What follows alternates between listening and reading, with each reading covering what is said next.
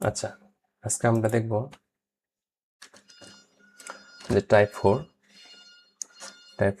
কি আছে। Type four হচ্ছে সমকোণী ত্রিভুজ এবং ময়ের অঙ্কগুলো আছে। এখানে মূলত আমরা হচ্ছে পিথাগোরাসের সূত্র অ্যাপ্লাই করে এই অঙ্কগুলো করার চেষ্টা করব। পিথাগোরাসের সূত্র কি? এটা যদি কি হয়, একটা সমকোণী ত্রিভুজ হয়, সমকোণী ত্রিভুজের এটা হচ্ছে 90 ডিগ্রি, এটা হচ্ছে আমার অতিভুজ যদি হয় অতিভুজ, এটা হচ্ছে যদি কি হয় আমার ভূমি, আর এটা যদি কি হয় লম্ব, তাই না? তাহলে আমরা এখান থেকে পিথার সূত্রে কি অ্যাপ্লাই করতে পারি? পিথার সূত্রে অ্যাপ্লাই করতে পারি এখান থেকে লম্ব স্কোয়ার প্লাস হচ্ছে ভূমি স্কোয়ার সমান সমান কি, এই যে অতি স্কোয়ার। তাহলে এটা হচ্ছে পিথাগোরাসের সূত্র। এটা অ্যাপ্লাই করে এখান থেকে আমরা অনেকগুলো ম্যাথ সলিউশন করব, ঠিক আছে? আচ্ছা, তাহলে আমরা হচ্ছে এখান থেকে একটা এক্সাম্পল হচ্ছে 24 মিটার দীর্ঘ একটা দেয়ালের দণ্ডমান 3 মিটার নিচে নামালে গোড়া থেকে কত দূরে সরবে। তাহলে এই ম্যাথটা একটু আমরা যদি সলিউশন করার চেষ্টা করি তাহলে আমরা ক্লিয়ার হবো। এটা হচ্ছে আমরা এখান থেকে একটু সলিউশন করব। আচ্ছা, তাহলে এখান থেকে যদি আমরা সলিউশন করি তাহলে এখান থেকে কি আছে, এখান থেকে মেনলি আছে যে 24 মিটার দীর্ঘ একটা মই দেয়ালে খাড়া অবস্থায় দণ্ডমান আছে। মইটি গোড়া হতে কত দূরে নামালে সরালে 3 মিটার নিচে নামবে। তার মানে এখন এখান থেকে যদি আমি বলি যে এটা হচ্ছে যদি কি হয়, এই ফিগার থেকে যদি দেখি তাহলে এখান থেকে এতটুকু হচ্ছে দেয়াল, এতটুকু কি দেয়াল, এতটুকু কিন্তু আমার দেয়াল। এখন এই ইনিশিয়াল অবস্থায় আমার কি ছিল, এই যে মই দৈর্ঘ্য 24। তার মানে ধরো এখান থেকে এত এই পর্যন্ত ধরো এই মইটা খাড়া অবস্থায় ছিল, এই যে পর্যন্ত ধরো কি ছিল, এভাবে খাড়া অবস্থায় ছিল, দেয়ালের সাথে খাড়া অবস্থায় ছিল। এখন আমি কি করছি, এটা কিন্তু 24 মিটার, তাই না? 24 মিটার ছিল, এন্ড এটা কিন্তু মই, তাহলে মইয়ের দৈর্ঘ্য কিন্তু আমার কত, 24 মিটার। এখন এটা কি করছে, খাড়া অবস্থা থেকে একটু এই গোড়া থেকে একটু এদিকে টেনে নিয়ে আসছে। তাহলে আমার এই দিকে যদি টেনে নিয়ে আসি তাহলে এটা এই উপর থেকে নিচে নামবে অবশ্যই, সেটা কতটুকু নামছে, 3 মিটার নামছে। তাহলে এই 3 মিটার নামার জন্য আমার এই ভূমি থেকে এই গোড়া থেকে এদিকে কতটুকু সরে আসবে সেই মানটা আমার মূলত কি করা লাগবে, বের করা লাগবে। এতটুকু দিলাম আমি এক্স। তাহলে আমার এই যে এই মইটা যেদিকে নিয়ে আসছে, আমি যেদিকে নিয়ে না কেন সেটা মান কি চেঞ্জ হবে না, সেটা মান হচ্ছে 24 আছে। তাহলে এই মানটা 24। এখন এই টোটাল এখান থেকে এতটুকু ছিল 24, 3 মিটার নিচে নামাইছি। তাহলে আমার এইখান থেকে এই ভূমি পর্যন্ত দৈর্ঘ্য কত, তাহলে 3 মিটার বাদ দিলে 24 থেকে 3 বাদ দিলে আমার কত থাকে, 21। তাহলে 21 হচ্ছে আমার এখন এই ত্রিভুজের। এখন যদি এটা কি ধরি, সমকোণ ত্রিভুজ ধরি, যে বি সি ডি, তাহলে এটা একটা সমকোণ ত্রিভুজ হয়ে গেল না, সমকোণ ত্রিভুজ হয়ে গেছে। তাহলে সমকোণ ত্রিভুজের এই যে এখান থেকে এতটুকু দৈর্ঘ্য হচ্ছে 21, আর এখান থেকে এতটুকু দৈর্ঘ্য হচ্ছে 24। তাহলে এই যে পিথাগোরাস সূত্র অ্যাপ্লাই করে বিসি এর মান বের করা যাবে না, বের করা যাবে অবশ্যই। তাহলে আমরা এখান থেকে কি জানি, যে আমরা পিথাগোরাস সূত্র অনুসারে জানি এটা যদি এক্স ধরি তাহলে কি হবে, এই যে এস স্কোয়ার মানে ভূমি স্কোয়ার প্লাস হচ্ছে লম্ব হচ্ছে কত, 21 স্কোয়ার সমান সমান কত, 24 স্কোয়ার। তাহলে এখান থেকে এই যে এস স্কোয়ারের মান আমরা কি করবো, এই যে 24 স্কোয়ার মাইনাস হচ্ছে এই যে 21 স্কোয়ার। তাহলে এখান থেকে ক্যালকুলেশন করে এক্স এর মানটা রুট করলে আমার কিন্তু এক্স এর মানটা বের হয়ে যাবে, তাই না? একদম ইজি। তাহলে এটা হচ্ছে একটা লজিক।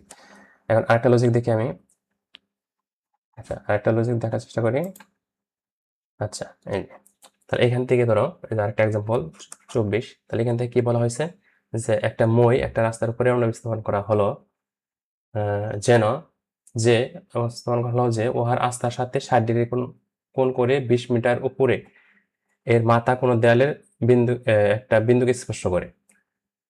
আচ্ছা, সাপোজ ধরো এটা হচ্ছে একটা দেয়ালের দৈর্ঘ্য কত, 20। তাহলে এখান থেকে এতটুকু হচ্ছে 20, এই যে এতটুকু হচ্ছে 20। তাহলে এই দেয়ালের সাথে কয় ডিগ্রি কোণ করে, 60 ডিগ্রি কোণ করে একটা মই এইভাবে রাখা হয়েছে রাস্তার সাথে। এটা কিন্তু রাস্তা, এই যে এখান থেকে এটা কিন্তু রাস্তা, এটা রাস্তা। এখন এর গোড়া না সরিয়ে বিপরীত দিকে, তার মানে এই যে এই মইটা যেখানে রাখা হয়েছে এটার গোড়াটা না সরিয়ে আমি যদি কি করি, এটা জাস্ট এদিক দিয়ে ঘুরে এদিকে নিয়ে আসি, তাহলে কি হবে, ভূমির সাথে কি হবে, এই রাস্তার সাথে 45 ডিগ্রি কোণ উৎপন্ন করবে, তাই না? 45 ডিগ্রি কোণ উৎপন্ন করে এর মাথার ওপর একটা দেয়ালের কোনো বিন্দু সরে। এখন এদিকে যদি নিয়ে আসছি তাহলে এদিকে ধরো একটা বিল্ডিং আছে, এদিকে একটা বিল্ডিং আছে, তাহলে মাঝখানের আমার প্রস্থটা কত, সেই প্রস্থটা বের করতে বলছে। থাকে না এরকম যে মাঝখান দিয়ে রাস্তা থাকে, দুই পাশে দুইটা বিল্ডিং থাকে, তাহলে এই দেয়াল তাহলে এখান থেকে ধরো আমার এই প্রথম দেয়াল এইভাবে করা হয়েছে, রাখা হয়েছে কত ডিগ্রি কোণে, 60 ডিগ্রি কোণে। এখন এই 60 ডিগ্রি কোণে রাখার পরে এই ঘোড়াটা যেখানে আছে সেখানে না সরিয়ে জাস্ট এই উপরের প্রান্তটা এই অপর বিল্ডিং এর দেয়ালে রাখা হয়েছে, এবং সেটার সাথে কত ডিগ্রি বাই ডিফল্ট উৎপন্ন করছে, 45 ডিগ্রি। তাহলে এই দুইটা মান থেকে আমার কি করা লাগবে, এই যে একটা হচ্ছে সি এর দৈর্ঘ্য বের করা লাগবে, আর হচ্ছে বিসি দৈর্ঘ্য বের করা লাগবে। এখন বিসি প্লাস হচ্ছে সি এর দৈর্ঘ্য যদি আমি বের করি, তাহলে কিন্তু ওই যে দুই বিল্ডিং এর মধ্যবর্তী দূরত্বটাই আমার রাস্তার দৈর্ঘ্য হিসেবে কাউন্ট হবে, আমার বের হবে। ঠিক আছে, তার মানে মূলত এখান থেকে এতটুকু কিন্তু বের করতে বলছে যে মইটির দৈর্ঘ্য, এই মইটির দৈর্ঘ্য বের করতে হবে। আবার রাস্তার প্রস্থ মানে কতটুকু, যে এখান থেকে এতটুকু, তাই না, এতটুকু বের করা লাগবে। তাহলে এতটুকু আমি অঙ্ক কিভাবে করব একটু দেখো। তাহলে এইখান থেকে যদি আমি কি করি, যে এই ফিগার থেকে যদি আমি একটু এখানে ধরে নিয়ে আসলাম, যে এই ফিগার থেকে এখন আমি কি করব, যে প্রথমে আমার কি করা লাগবে, ময়ের দৈর্ঘ্যটা বের করি। তাহলে ময়ের দৈর্ঘ্যটা আমি কিভাবে বের করতে পারি, তাহলে দেখো এখান থেকে আমরা হচ্ছে এই লম্ব পরিমাণ, এই যে এটা যে একটা ত্রিভুজ হয়, এই যে এ ডি সি, এই যে ত্রিভুজ এ ডি সি একটা যে ত্রিভুজ হয়, তাহলে এই ত্রিভুজ থেকে আমি কি কি আছে এখানে, এখানে হচ্ছে লম্বের পরিমাণ দেওয়া আছে, আছে কোণ দেওয়া আছে। তাহলে এখান থেকে আমরা কি করতে পারি বলতো, এই যে sine sine theta, sine theta সমান সমান আমরা কি জানি, সাইন থিটা সমান সমান আমরা কি জানি বলতো, আমরা সাইন থিটা সমান সমান জানি লম্ব বাই অতিভুজ, এটা জানি না আমরা, লম্ব বাই অতিভুজ। তাহলে সাইন থিটার মান কত দেওয়া আছে দেখো তো, এই যে সাইন থিটা, এই যে সাইন থিটার মান দেওয়া আছে 60 ডিগ্রি। তাহলে 60 ডিগ্রি, তাহলে লম্বর মান কত, লম্বর মান আমার হচ্ছে 20, আর এখানে হচ্ছে অতিভুজ। ঠিক আছে, তাহলে এখান থেকে অতিভুজ, তাহলে অতিভুজের মান কত বের হবে, তাহলে এখান থেকে অতিভুজের মান এখন সাইন 60 ডিগ্রির মান কত, সাইন 60 ডিগ্রির মান হচ্ছে আমার সাইন 60 ডিগ্রির মান হচ্ছে 2/√3 না, না 3/√3।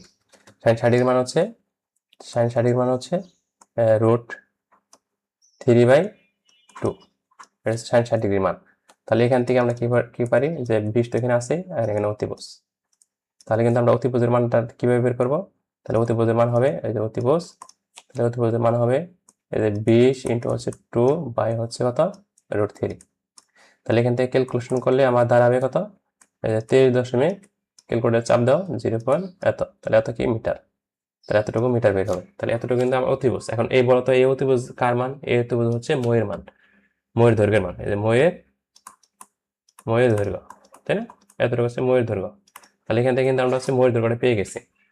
তাহলে প্রথম অংশের কাজ শেষ, ময়ের দৈর্ঘ্যটা বের হয়ে গেছে। এখন আমার কি করা লাগবে, তাহলে এখান থেকে তো ময়ের দৈর্ঘ্য পাইলাম।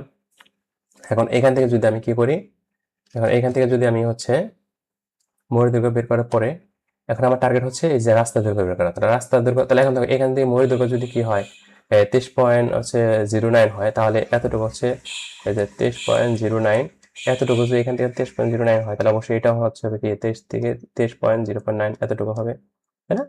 এখন দেখো, এখন আমার মেন টার্গেট হচ্ছে এখন কি করা, যে সি এর মান বের করা আর হচ্ছে বি এর মান বের করা।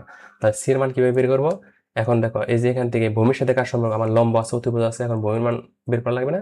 তাহলে ভূমির সাথে কার সম্পর্ক বলতো, ভূমির সাথে হচ্ছে কসের সম্পর্ক, এই যে কস থিটা, এই যে কস থিটা তুমি বের করতে পারো, আরেকটা করতে পারো, কস থিটা বের করা যাবে যেহেতু অতিভুজে আছে।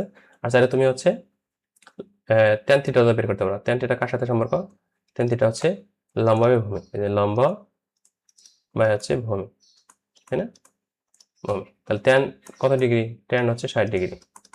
তাহলে এখান থেকে লম্বর মান কত, লম্বর মান হচ্ছে 20, 20 বাই ভূমি। ঠিক আছে, 20 বাই ভূমি। তাহলে এখান থেকে ভূমি যদি হয়, তাহলে ট্যান 60 ডিগ্রি মান কত, ট্যান 60 ডিগ্রি মান হচ্ছে √3, তাহলে এতটুকুর মান হচ্ছে √3। তাহলে 20 বাই হচ্ছে ভূমি, তাহলে ভূমির এই পাশে নিয়ে আসো, তাহলে এখানে হচ্ছে 20 ভাগ হচ্ছে √3। এটা ক্যালকুলেশন করলে তোমার কত আসবে, এটা ক্যালকুলেশন করলে তোমার মান আসবে 11.55। ঠিক আছে, এটা ক্যালকুলেশন করলে দেখো তোমার মান আসবে 55। আচ্ছা, তাহলে এখন তুমি কতটুকু পাইলা বলো তো, এই ভূমিটা মূলত কার মান, এই ভূমিটা হচ্ছে যে এসি এর মান, তার মানে সি বা এসি এর মান এতটুকুর মান হচ্ছে এত। তার মানে যে এখান থেকে এতটুকুর মান তুমি কত পাইছো, 11.55 মিটার পাইছো। এখন তোমার বের করলে হবে কি, যে বিসির মান, এই বিসির মান, এখন বিসির মান বের করো। তাহলে বিসির মান তুমি কিভাবে বের করবা, তাহলে বিসির মান আমি হচ্ছে এখানে কি অতিভুজের মান আমার হচ্ছে 23.09 দেওয়া আছে, আর এখানে হচ্ছে এই ভূমির মানটা বের করতে হলে আমরা হচ্ছে কসের সাথে সম্পর্ক নেব। তাহলে কসের সাথে সম্পর্ক কি, যে কস থিটা সমান সমান কস থিটার মান কি অতিভুজ, কস থিটার সূত্র কি, কস থিটার সূত্র হচ্ছে অতিভুজ বাই ভূমি নাকি, কস থিটা হচ্ছে ভূমি বাই অতিভুজ, ভূমি বাই অতিভুজ। তাহলে এখানে cos থিটা হচ্ছে কত? cos থিটার মান হচ্ছে 45 ডিগ্রি। ভূমির মান আমরা বের করব। প্রতিরোধের মান তোমার দেওয়া আছে 23.09।